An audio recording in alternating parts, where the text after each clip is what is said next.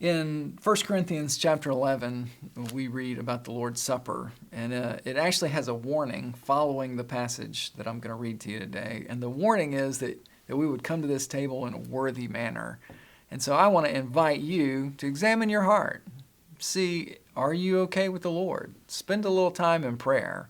The passage begins in verse 23. This is 1 Corinthians chapter 11, beginning in verse 23. It says, "For I received from the Lord what I also passed on to you.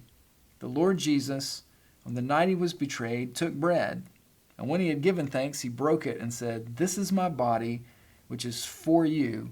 Do this in remembrance of me.'" So Jesus, on the night he's betrayed, this is his crucifixion we're talking about, he gathers together with his followers, and they're celebrating the Passover, a time where God's death angel passed over the homes of the Hebrew people.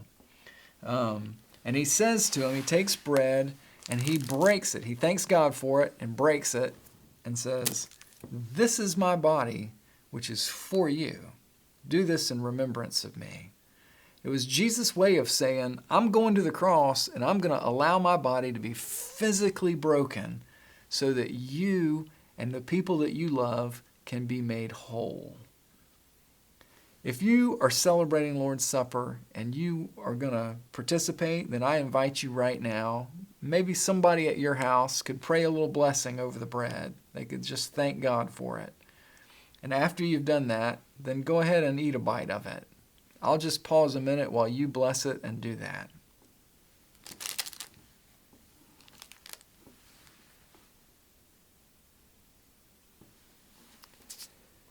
So 1 Corinthians 11 goes on, and it says, "In the same way after supper he took the cup, saying, 'This cup is the new covenant in my blood.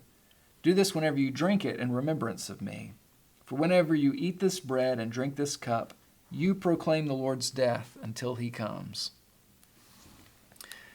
Part of the Passover celebration is cups of reconciliation, really. They're redemption. It is a way that God bought his people back out of slavery.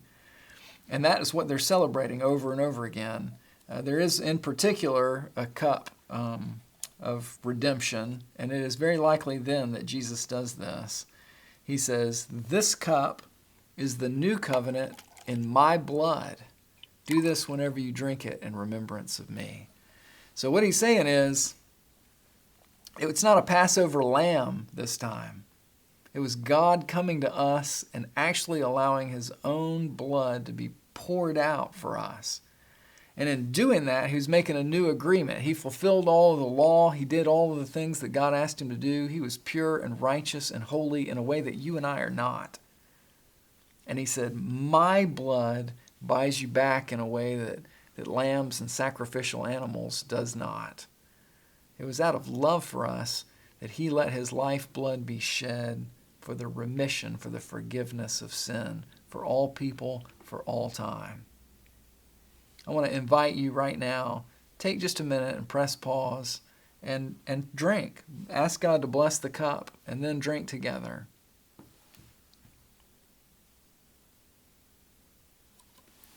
The end of this verse says, whoever eats this bread and drink this cup, whenever you eat this bread and drink this cup, you proclaim the Lord's death until he comes.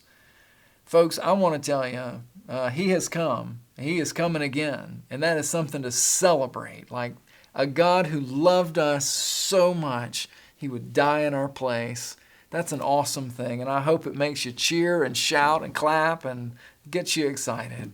God bless you and God bless your family as you follow after him and proclaim his death, his burial, and his resurrection.